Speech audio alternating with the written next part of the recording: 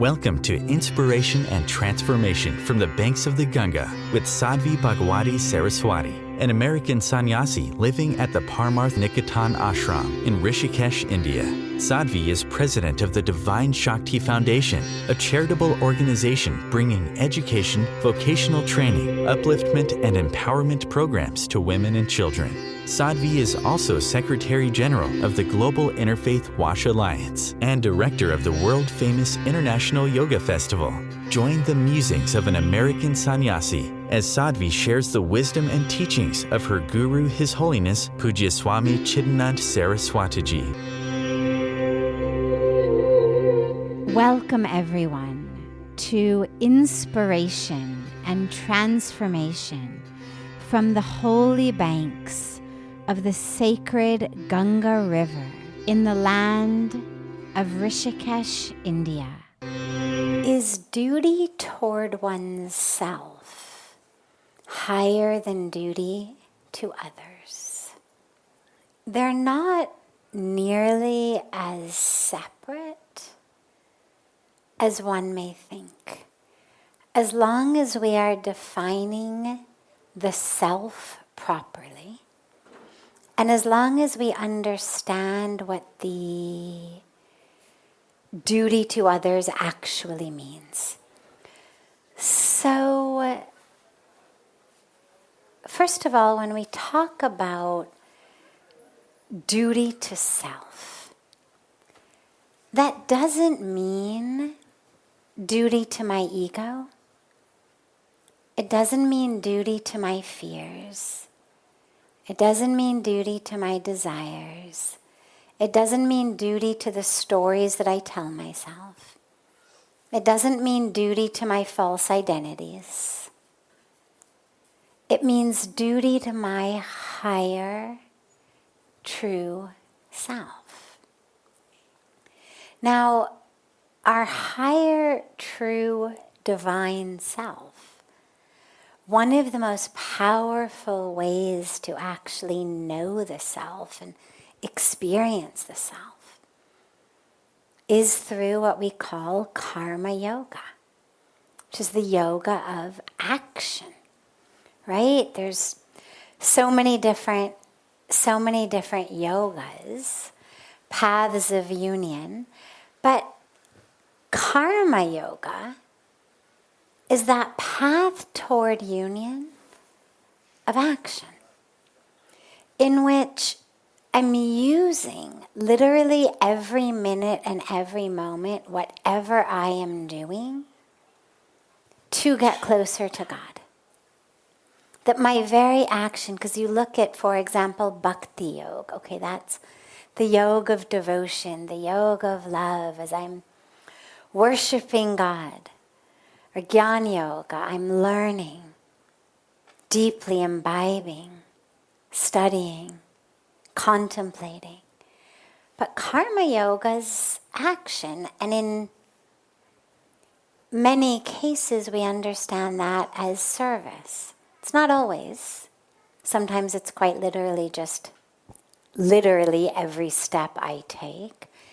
But very frequently it's service. It's the awareness that who we each are vehicles, instruments, tools. We say nimitta matram, that instrument in God's hands. So service to others can very well be a really critical part of your own dharma, of your path to understand your true self. So they're not so separate. The dilemma becomes when we think that serving others or fulfilling a duty to others is fulfilling a duty to their ego or their stories or their dramas. This room, I'm just going to stop for a moment. This room offers us a very special opportunity, different than being in the garden where people come in and from behind. The very special opportunity in this room is to practice not getting distracted. The world is very distracting.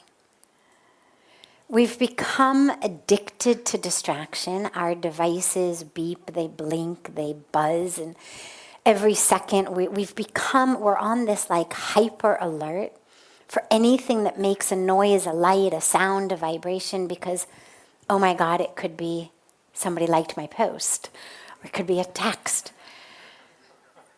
We've become primed to be on hyper alert. Now, even sitting here when gracefully no one has their phone out, we're still primed toward that hypervigilance for anything other than that which we actually want to be focusing on.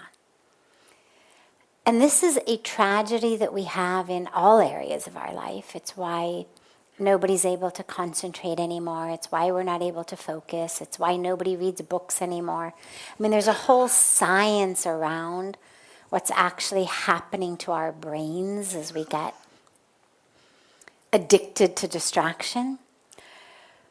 But you notice it when you're in a situation like this where an entry door is kind of in the middle of where we are. And just see, it's not Amitabh Bachchan walking through the door.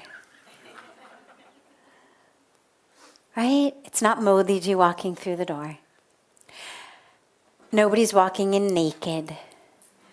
I mean, ultimately, it's not anything of particular note except somebody's walking in. But we've become so primed to distraction that somebody comes in, somebody opens their purse, somebody sneezes, somebody changes the cross of their legs, and you'll see 80% of the heads go like this. Like we've never heard somebody sneeze before. Like we've never heard a zipper open before. And it's an opportunity because awareness is the first step of our spiritual practice. And just notice how very flimsy our ability to focus has become. You're here, nobody grabbed you and threw you into satsang and said, thou must sit down. You're here because you want to be here. And yet, every shift of seated position of everybody sitting in the room, anybody moves, anybody enters, and almost all of the heads turn. And it's just to notice, to become aware of, wow, what has happened to our ability to concentrate, to focus? What slaves we've become to every tiny thing that happens. What anybody else is doing. Like we've never seen somebody fidget before. You've never seen somebody rub their nose before. It's really interesting. And the garden doesn't present us with quite such an opportunity because outside with the ambient noise, there's always kind of a little bit of a buzz going on anyway, and so you tend not to notice when the person next to you changes the cross of their legs or opens their bag to take out a cough drop or a bottle of water or something. But in here, where we're essentially soundproof, notice how easy it is to get distracted. And just use it as an opportunity to be aware, to make a choice. There's so much in this world we don't have control over. And if we had a magic wand, how much we would change about the world.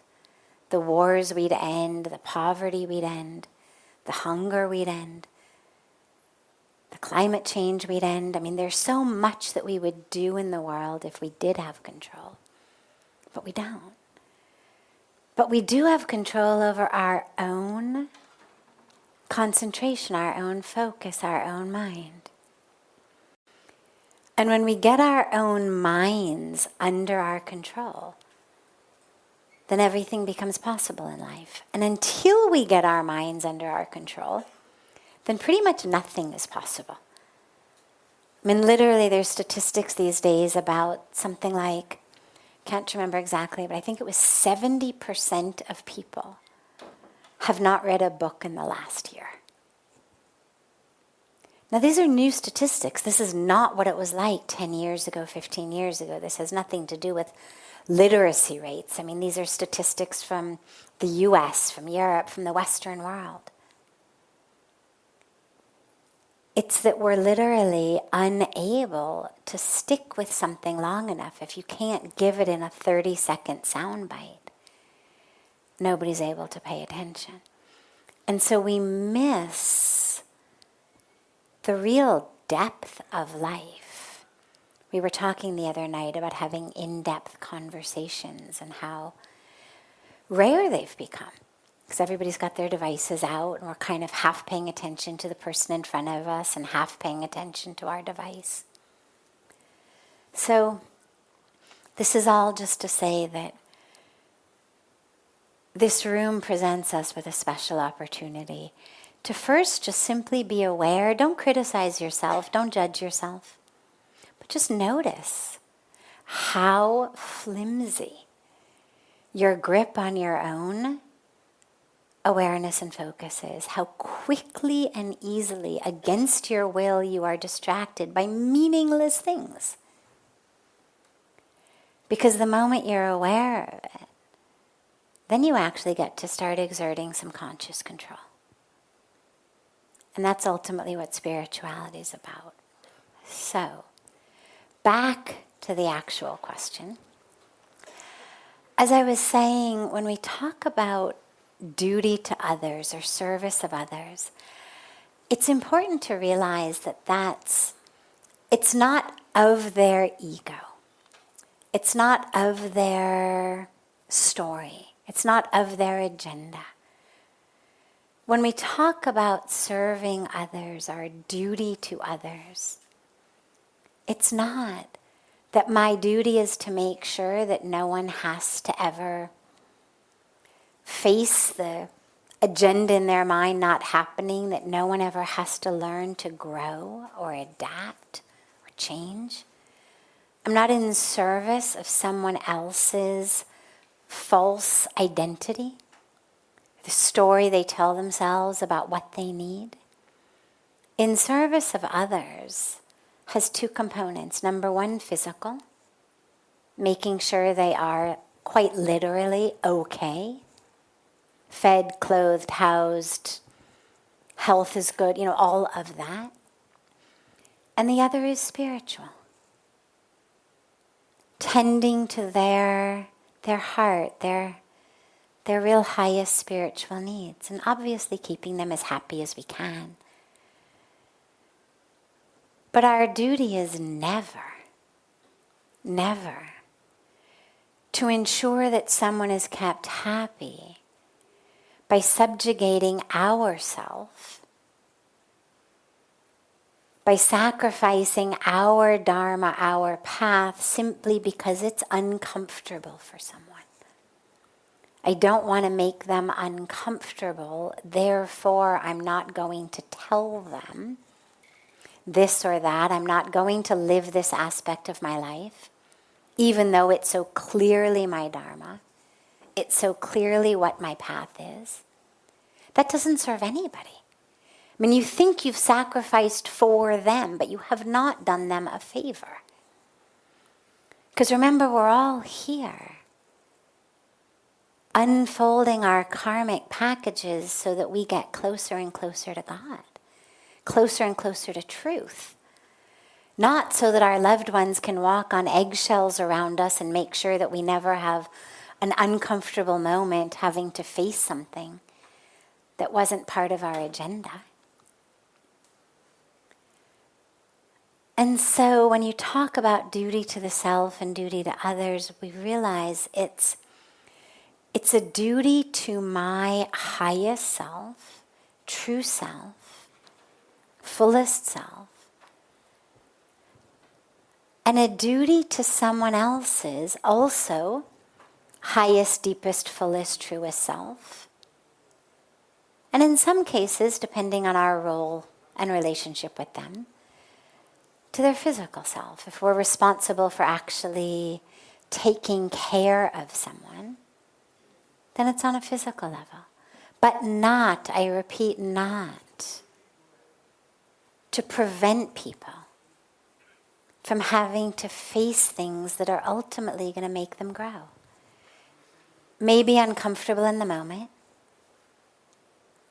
but ultimately it's what's going to bring them growth and change. And that's what they're here for. So don't ever sacrifice your truth, your dharma, your path, just so that someone else doesn't have to have an uncomfortable moment. You're not doing anyone any good. Don't ever sacrifice yourself, your truth, your path, because it makes someone else angry. Let them learn to deal with anger. Because if you just protect them from it now, they'll have to just deal with it later in life or deal with it next life. I mean, nobody gets a free pass on learning how to deal with anger. It's not like you've protected them from it, therefore they are, absolved of having to work with it karmically. It'll just be something else that later, out of your control, will arise their anger, and then they'll have to deal with it. Some of the greatest lessons in life arise when the universe does not act how we think it should. There was a beautiful divine saint who used to live just across the river from us, bless you, named Pujaswami Dayananji Maharaj. And he had a beautiful line. He used to say, I don't care how much you make, what your career is. These are not ways of defining success. The only definition of success that matters is how you respond to the inevitable times, inevitable, when the universe does not behave the way you think it should. That's the only definition of success that mattered.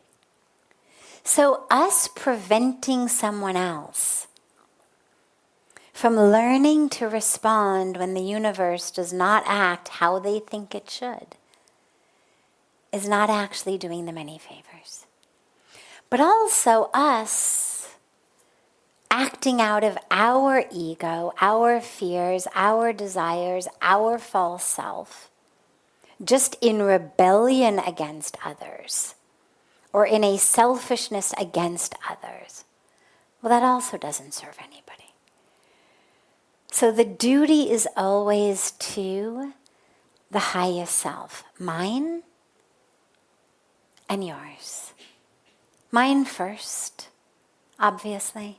I mean, we're put here on earth to fulfill our dharma, not someone else's. So obviously that comes first. But our dharma and our karma is very inextricably linked with a lot of other people's. The threads of our life weave with the threads of other people's lives. So we're not separate. And so those duties actually end up blending together. It's not always easy.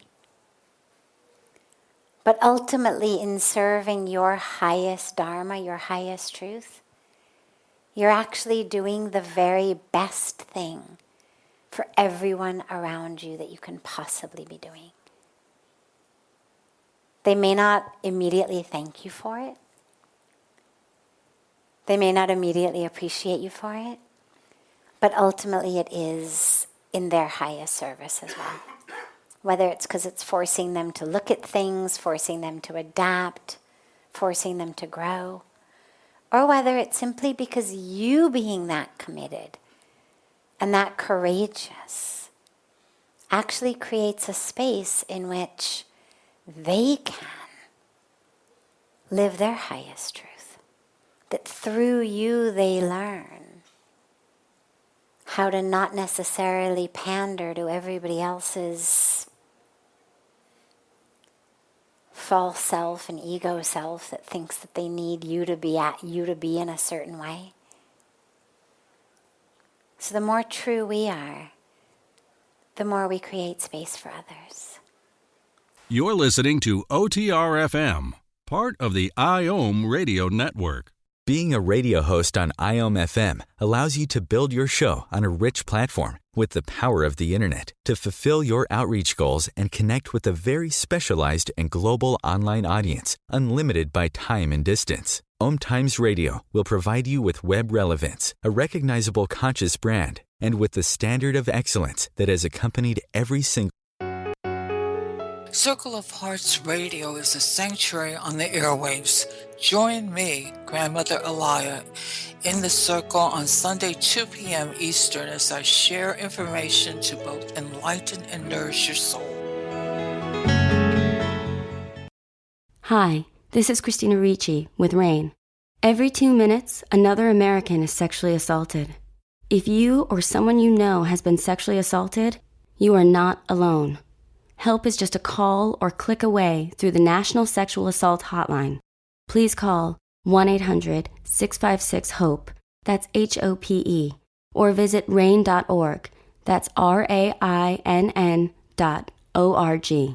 Brought to you by RAIN and this station. Welcome back to Inspiration and Transformation. I'm so glad to have you all back here with me. Why do we fear God? We shouldn't fear God. I think we fear God because we've been told stories in some of our religious traditions of this very obviously all-powerful, regardless of what your religion might be. One of the indisputable facts about God is that God is all-powerful. That's what makes God God. It's that God is omnipotent. God is omniscient, all-knowing. And I think a lot of us are taught, sadly, in our religious traditions that power, that energy, is somehow punitive, that somehow it's there to punish us.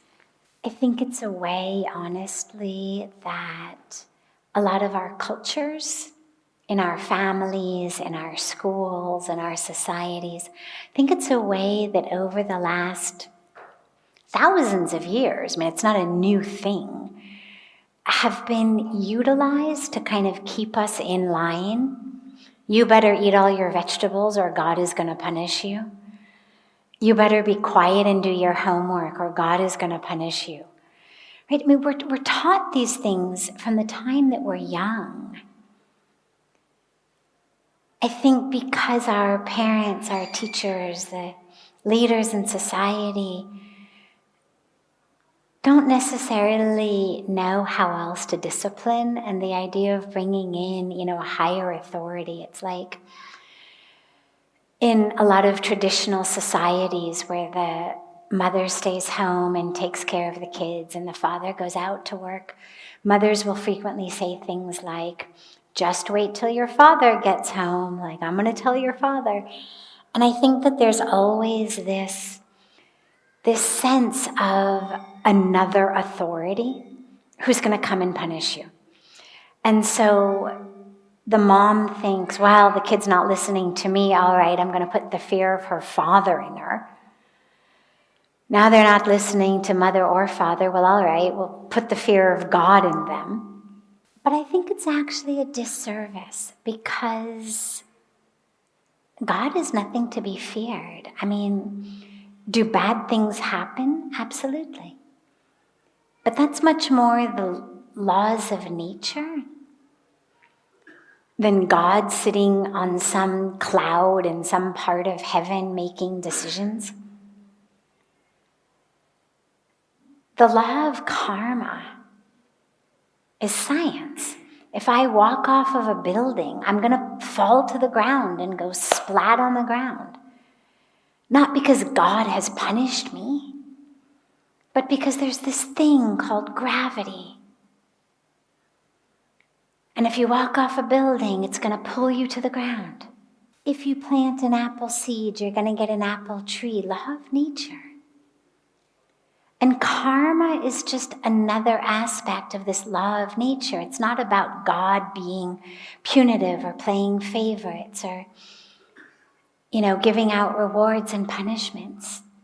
God is that infinite spirit that isn't separate from us. If we fear God, we fear ourselves.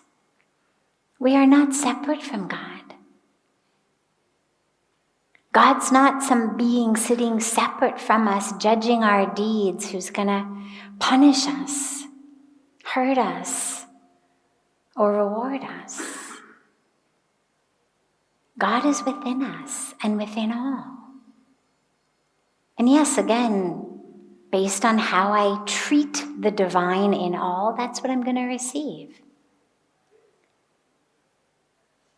But that's not because of God being this being to fear. It's an energy, a spirit, oneness, all power. Remember that God created us.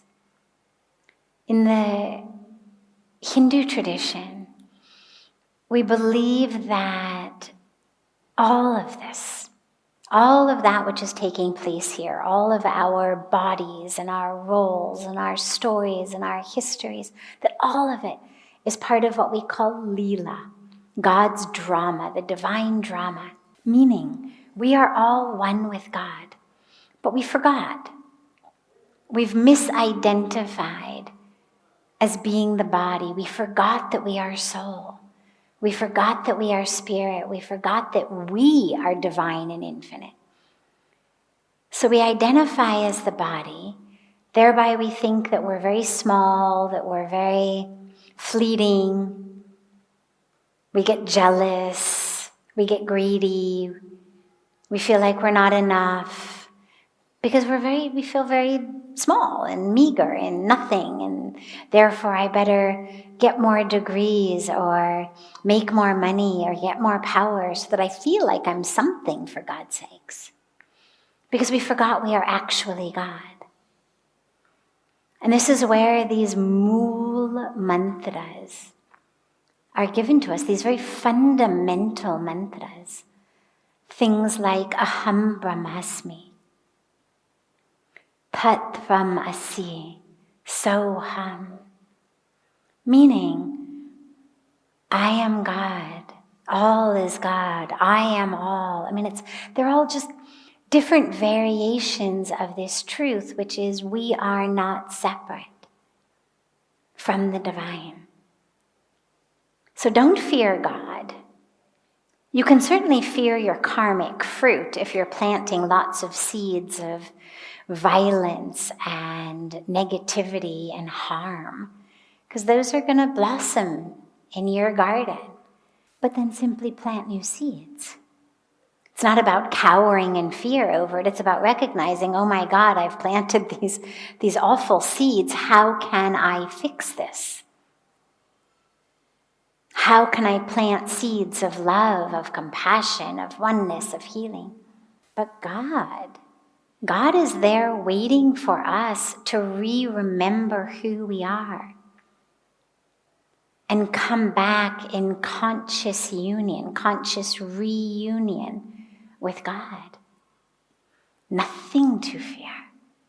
Nothing to fear.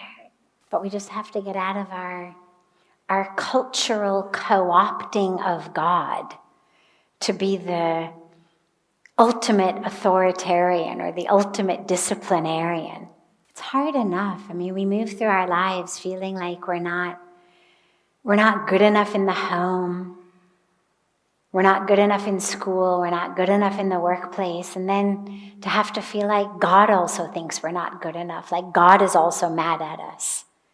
The only thing that God wants of us is to remember who we are and to come back to God.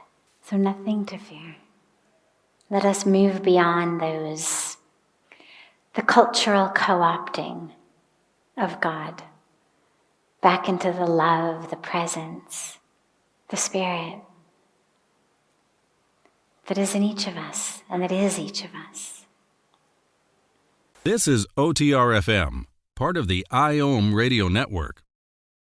Om Times Magazine is one of the leading online content providers of positivity, wellness, and personal empowerment. A philanthropic organization, their net proceeds are funneled to support worldwide charity initiatives via Humanity Healing International. Through their commitment to creating community and providing conscious content, they aspire to uplift humanity on a global scale. Om Times, co-creating a more conscious lifestyle. Do you have time to read that inspiring book or that blog post you've been meaning to get to? In your busy world, how do you improve yourself and keep your life going? I'm Lisa Kay, and my Between Heaven and Earth radio show can transform your life just by listening. Be uplifted with inspiring topics, positive stories, and ideas that really work. Between Heaven and Earth radio is conscious living for your soul, every Wednesday at 4 p.m. Eastern Time. Like Baldwin with People for the Ethical Treatment of Animals. I grew up loving circuses and other traveling animal shows, but it never occurred to me what life might be like for the animals. Training wild animals to do things they don't understand takes force. Routine discipline with a hook or whip with the heel of a boot shows the animal exactly who's the boss. Don't patronize animal acts. Please contact People for the Ethical Treatment of Animals. 757-622-PETA. Welcome back. This is Sadhvi Bhagawati Saraswati with inspiration and transformation. It's always there, but we have to quiet the mind. The mind is very loud. And sometimes the intuition is really loud. If you go back and you think over your life, chances are there'll be at least one moment in your life where you really felt something. Maybe you heard it as a voice. Maybe you just felt it in your body.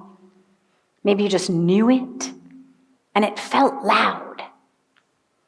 But usually intuition is somewhat quieter. It requires being tapped into. And so if I go to sit to meditate, and my mind is doing that thing that the mind does that says, I really don't have time to meditate today because I've really got to get into the office early because I know that guy is going to try to tell the boss that he did all the work on that project and I've got to get there before he does. Oh, God, but you know what? It's going to be traffic today. He's definitely going to get there first. The boss is going to hate me. My bosses always hate me. I don't know what that is. So if I do that, I could go on for the full 15, 20, 45, 60 minutes of my meditation, however long it is that I've decided I'm going to sit and meditate. I could go the whole time. And I haven't tapped into anything. All I've done is I've just let my mind run wild. I've essentially given it a stage. Like, I'm not going to do anything with my body, so the mind doesn't have to figure anything else out. It can just run totally rampant. And that's why what we try to do is quiet it. And that's why we use practices of a mantra, of focusing on our breath, of focusing on our third eye, of open-eyed meditations, watching a candle flame, watching the flowing waters of Ganga, whatever it is that we are meditating upon or with. These are all ways to get the mind to become quiet so that I can tap into my heart. Another good practice, though, is to really start giving it a voice. Imagine that you were a school teacher, a good school teacher, and you were someone who wanted all the kids in your class to have a chance. So rather than only picking on the kids who immediately raised their hands with, "I know the answer," you actually made sure to call upon every child in the class, whether they raised their hands or not. And if there'd be a discussion going on, rather than listening only to the ones who talk all the time, you'd reach out and you'd say, "What do you think about this? We haven't heard from you today. What do you have to say?" You wouldn't put them on the spot. You wouldn't call them up to the chalkboard to do the math problem that maybe they didn't understand. But in a discussion about a passage you had read maybe, or whatever it might be, you would consciously reach out and you'd say, "What do you think about it?"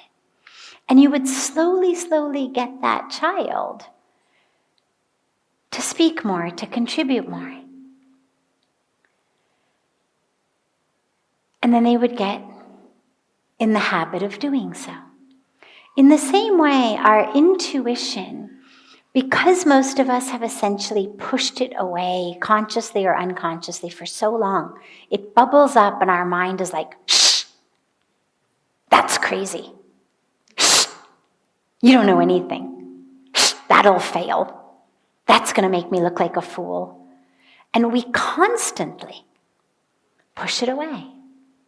"Oh, I'm much too old for that. Oh, I'm much too young for that." Oh. And we just constantly are like swatting at it. It keeps trying to speak to us and we swat it away. So it becomes quiet. So in the beginning, you've got to really turn to it. And, maybe not in the situation I gave, like you're in a strange city, you need to figure out where you're going, use your intuition, but maybe in other situations where you've got a decision to make. Maybe not the biggest decision of your life ever, but maybe just a simple thing. Whatever it may be during the course of your day, but start relegating decisions to your intuition and just see where it takes you. You've got a choice to make instead of your pros and cons list this time. Just ask your intuition and go with it. Don't second guess it. Don't debate it. But make sure when you do so that what you're tapping into is intuition, not impulse. Because being intuitive doesn't mean being impulsive. That which pushes impulse is usually either desire or fear. Something we're grabbing or something we're pushing away.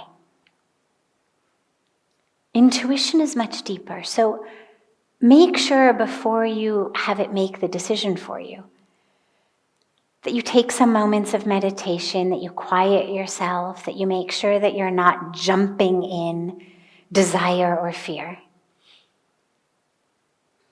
And then just see what speaks from within you and go with it.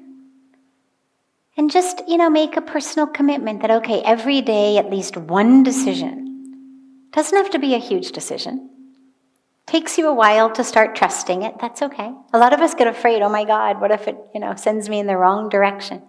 So you can give it small decisions to make at first, but make a commitment that every day, one decision you're going to let be made just by your intuition. And what you'll start to see is actually how beautifully it guides you. And then you start to give it more and more responsibility, because you start to trust it more and more. And I'm not against pros and cons lists. I love them. If I've got a big decision to make, I'm going to want to use all the tools at my disposal, my rational mind and my intuitive heart. But for most of the stuff that are day-to-day decisions, day-to-day choices, they're not that big. Most of us do just what we are programmed and habituated to do. We don't even think about it. We just do it. Give your intuition an option, an opportunity to maybe send you down a different path today. Maybe you're going to have a different type of morning today. Maybe you're going to talk to a different type of person. Do something different on your lunch hour. Whatever it may be. But just listen to it. And then start to trust it and befriend it. This is OTR-FM, part of the IOM radio network. Om Times Magazine is one of the leading online content providers of positivity, wellness, and personal empowerment. A philanthropic organization, their net proceeds are funneled to support worldwide charity initiatives via Humanity Healing International. Through their commitment to creating community and providing conscious content, they aspire to uplift humanity on a global scale. Om Times, co-creating a more conscious lifestyle. Do you have time to read that inspiring book or that blog post you've been meaning to get to? In your busy world, how do you improve yourself and keep your life going? I'm Lisa Kay, and my Between Heaven and Earth radio show can transform your life just by listening. Be uplifted with inspiring topics, positive stories, and ideas that really work. Between Heaven and Earth radio is conscious living for your soul, every Wednesday at 4 p.m. Eastern Time. Like Baldwin with People for the Ethical Treatment of Animals. I grew up loving circuses and other traveling animal shows, but it never occurred to me what life might be like for the animals. Training wild animals to do things they don't understand takes force. Routine discipline with a hook or whip with the heel of a boot shows the animal exactly who's the boss. Don't patronize animal acts. Please contact People for the Ethical Treatment of Animals. 757-622-PETA. Welcome back. This is Sadhvi Bhagawati Saraswati with inspiration and transformation. We fall in love and we fall out of love. So the problem begins before we fall out of love. When we set up relationships that are based on how that person makes us feel in a particular moment, feel at a particular time in our life, how they respond to what we're going through. I think about it like other games that I used to have when I was a kid, little blocks. It was days before iPads and video games and mobile phones and whatnot. So we actually had, blocks and things to play with. And there used to be all sorts of different types of games where you'd have a board and the board would have different shapes, and then you'd have different things to put in the shape, and you had to match the square with the square hole. So you'd have a square-shaped peg thing, and you had to match the square-shaped peg into the square-shaped hole. It was, jigsaw puzzles for 3-year-olds. Before you were old enough to do an actual jigsaw puzzle, it was the most basic form of a jigsaw puzzle. What fits in this hole? Square hole, square peg. Triangle hole, find the triangle, fit it in the hole. And a lot of us approach relationships like that. We fall in love a lot because someone fills our metaphoric hole. I suffer in a certain way. I feel like I'm lacking in a certain way. I'm yearning for a particular thing. And this person is the metaphoric peg that fits my metaphoric hole. They are able to give what I want, what I think I need in that moment. And so it fits. It feels great. We love it. We're in love. There's passion. There's everything. The problem is that we don't stay stagnant in our lives. We grow. We change. That which I needed based on my psychological, emotional, mental framework decades ago is very different from what I need today. that which I'm able to provide someone else with, mentally, emotionally, psychologically, today is very different from what I was able to provide decades ago. If our love is based on how well your peg fits in my hole, we're going to fall out of love as we each change shape. We may have begun as my triangle shape and your triangle peg, but now my shape is a square and your peg is a circle, and it doesn't work quite so well. And this is why when we embark on a relationship that's deep, that's meant to be long-lasting, especially if it's going to be a marriage, we need to make sure that there's more to it than just how well we fit together in this particular intersection of time and space. That there's a real commitment to actually growing together, to shaping ourselves together. You know, we talk about falling in love, but love is actually something that we should be rising in. And it's not always easy, and it's not always something that comes automatically. It takes work. When you find that you're in a situation where you have fallen out of love, it's going to depend. I mean, I don't know whether you're married. I don't know if there are actually children involved. But there's a whole other series of components, because if we're just dating, there's no marriage, there's no kids, there's no nothing, okay, you move on.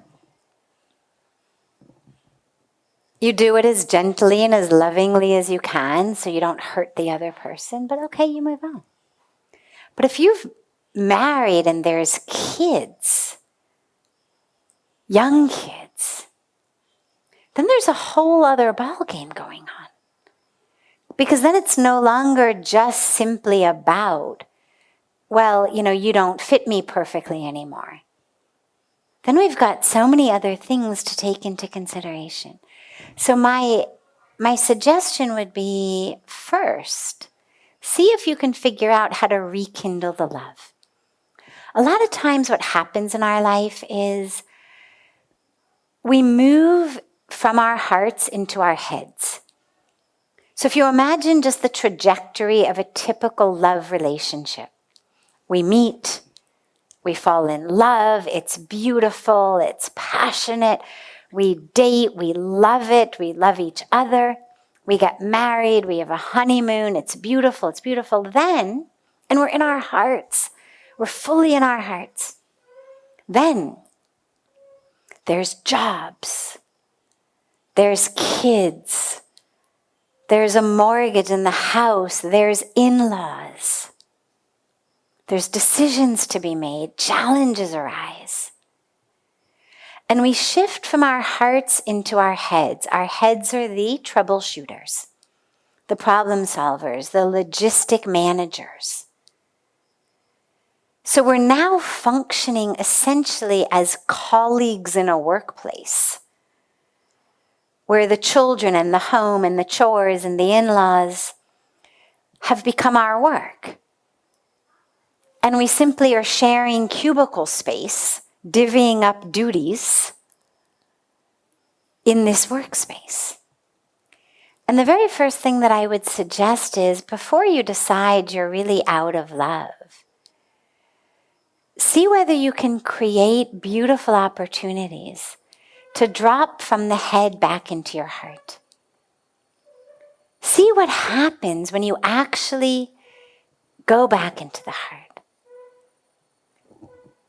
Take some time away together. Can the in-laws look after the kids for a few days? Can you go and just take a few days, just the two of you? Away from work, away from responsibilities, away from errands and chores and demands. See what happens when you drop back into your heart. Because you may actually find that that love is really still there, but that it's no longer as present in the head-centered, to-do list model of running families the way that most of us do. And if you find that in those days alone together, there is still love, then figure out how in your lives you can really make that a priority. Because I'll tell you one thing, the very best thing as parents, the very best thing you can do for children is to have their parents be in a loving relationship. Much more important than the money, the toys, the opportunities, the school, the extracurricular activities. The single most important predictor of mental health, happiness in children is the happiness of their parents. Doesn't matter what else you give them. But if the two of you are stressed, fighting, distracted, disconnected,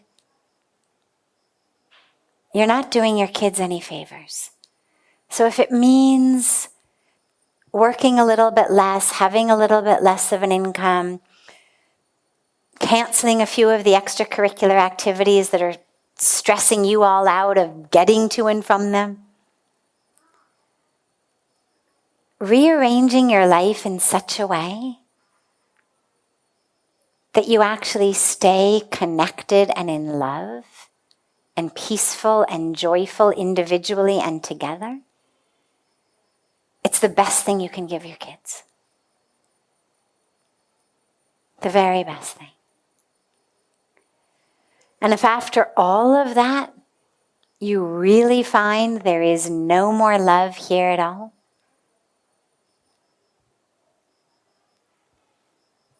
then you're going to have to look at your situation. And again, if you're dating, it's going to be a lot easier to navigate than if you're in a marriage with kids and in-laws and the whole package. But just remember that our ability to find love and to feel love is a product of ourselves much more than a product of anybody else. When you have a beautiful meditation, when you have a beautiful bhakti yoga devotion experience, whenever you have a beautiful spiritual experience of any kind, you'll notice that your ability to love others, not just your loved ones, but anyone, increases exponentially. Suddenly you find that you're able to love the waitress in the restaurant, the clerk in the store, that love is just overflowing. There's beautiful loving kindness meditations, metta meditations that are rooted in feeling love. First for people, of course, for whom it's easy to feel love, but then moving through what we call neutral people, your gardener, the clerk at the store, into even people you really don't like, enemies. And it's actually possible. So if we can generate love through a practice of meditation, if I can generate love for the clerk at the grocery store, for my gardener, for the guy who pumps my gas, and then even for enemies, well, can I harness some of that power to love someone I used to really love and who still really loves me? See whether you can make that your spiritual work, to see how much love you can generate. Because we're used to it just coming from outside. Oh my God, I see you, I love you.